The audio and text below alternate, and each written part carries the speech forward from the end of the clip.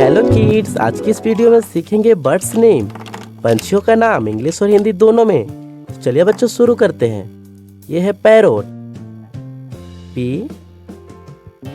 A R R O T, parrot. Parrot means होता है तोता। Peacock, P E A C O C K, peacock means होता है मोर। Crow, C R O W, crow means होता है कौवा।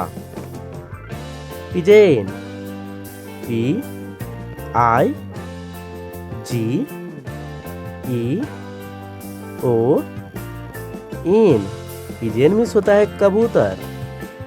Duck, D U C K, duck means होता है बतख।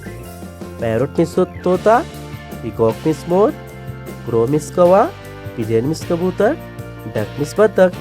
आज की इस वीडियो में हमने सीखा पंछियों का नाम, बर्ड्स नेम।